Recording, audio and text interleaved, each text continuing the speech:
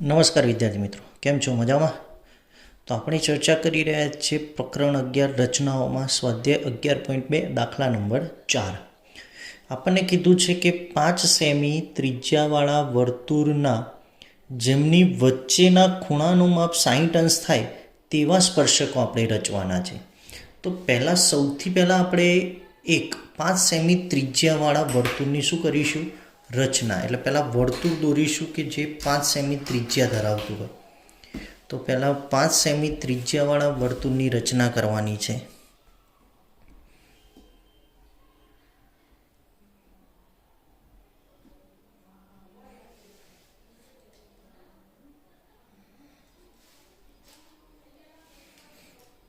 તો 5 સેમી ત્રિજ્યાવાળા વર્તુળની રચના કરવા માટે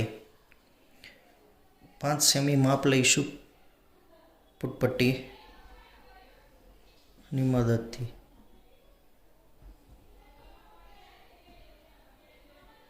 ઓકે, તો 5 સેમી ત્રિજ્યાવાળું એક વર્તુળ વચ્ચે દોરીશું આપણે.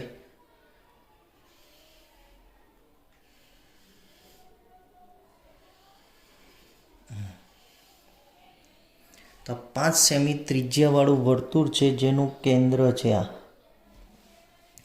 હવે આપણે સ્પર્શક દોરવાનો છે. તો આપણને ખબર છે કે સ્પર્શકો વડે બનતો ખૂણો, એટલે વર્તુળની બહાર જે સ્પર્શકો આગળ બનતો ખૂણો એ વર્તુળના કેન્દ્ર આગળ બનતા ખૂણાના માપ કરતાં કેવો હોય છે? અડધો હોય છે.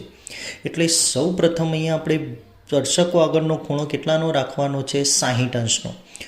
માટે અહીંયા વર્તુળના કેન્દ્ર આગળ આપણે 120 અંશનો ખૂણો રચવો પડશે. આ વર્તુળનું કેન્દ્ર આપણી જોડે O છે. વર્તુળના કેન્દ્ર આગળ આપણે કેટલા? 120 અંશનો ખૂણો રચવા માટે સૌ પ્રથમ આપણે કિરણ દોરી દઈશું O અને B. એક કિરણ દોરી OB. હવે વર્તુળના કેન્દ્ર આગળ મારે 120 અંશનો ખૂણો રચવાનો છે. કેટલા અંશનો? 120 અંશનો ખૂણો રચવો છે. તો અહીંયા મારે લેવું પડશે એક અર્ધવર્તુળ ચાપ. હવે એટલા પહેલા ચાપે આપણને 60 અંશનો ખૂણો મળે. કેટલા અંશનો? 60 અંશનો. બીજા માપે આપણને મળશે 120 અંશનો ખૂણો. કેટલા?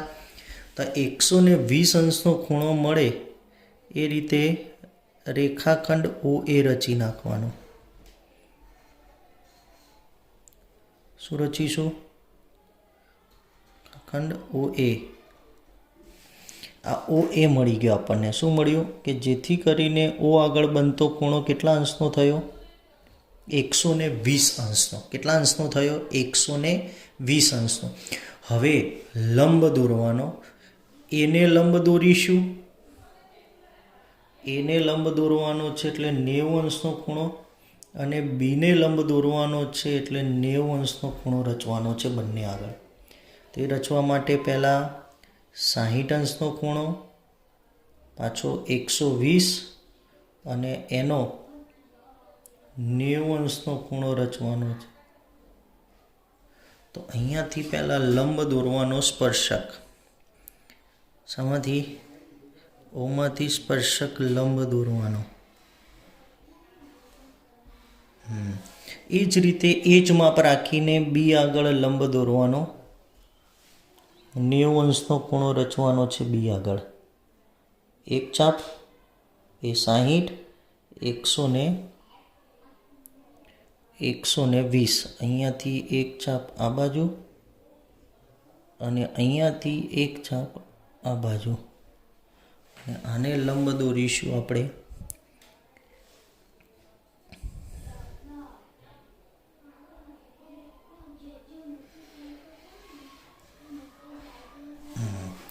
આ બંને એકબીજાને જ્યાં છેદે ને ત્યાં આપણે C નામ આપીશું. શું નામ આપીશું? C. અને આ બિંદુ આગળ જે મળતો ખૂણો છે ને એ કેટલા અંશનો હશે? 60 અંશનો. એટલે કેન્દ્ર આગળ બનતા ખૂણા કરતાં અડધા માપનો હશે. કેવો હશે? અડધા માપનો. તો સૌ પ્રથમ પહેલાં 5 સેમી ત્રિજ્યાવાળું, એટલે આપણા માટે કેટલા સેન્ટીમીટર? 5 સેમી ત્રિજ્યાવાળું વર્તુળ દોરવાનું. કેન્દ્ર ઓ આગળ 120 અંશના ખૂણાની રચના કરવાની. રચના કર્યા પછી બિંદુ એ અને બિંદુ બીમાંથી બે લંબ સ્પર્શકો દોરવાના. આ બે સ્પર્શકો એકબીજાને જ્યાં છેદે એ બિંદુને સી નામ આપવાનું. જ્યાં કેટલા અંશનો ખૂણો મળશે આપણને? 60 અંશનો ખૂણો મળશે. ઓકે, તો જોઈએ હવે રચનાના મુદ્દા. નંબર 1, ઓ કેન્દ્ર અને 5 સેમી ત્રિજ્યાવાળું એક વર્તુળ દોર્યું. તો દોર્યું હતું, તો પહેલાં વર્તુળ દોર્યું. તે વર્તુળની ત્રિજ્યાઓ OA અને OB એવી દોરી કે જેથી ખૂણો AOB કેટલા અંશનો મળ્યો આપણને? 120 અંશ થયો. નંબર 3, A અને B બિંદુએ અનુક્રમે ત્રિજ્યાઓ OA અને OB ને લંબ દોર્યા. OA અને OB ને બિંદુ A અને B આગળ કેવા દોર્યા? લંબ દોર્યા, જે ક્યાં છેદ્યા? C બિંદુએ છેદ્યા. આમ CA અને CB એ માંગ્યા મુજબના સ્પર્શકો છે જેમની વચ્ચેના ખૂણાનું માપ 60 અંશ થયું. તો આ રીતે આપણે 60 અંશ થાય તેવા સ્પર્શકો રચવાના હતા. ઓકે, તો એક મહત્ત્વની રચના છે, ખૂબ જ IMP રચના છે, તો અવશ્ય 2 વખત જાતે દોરવી.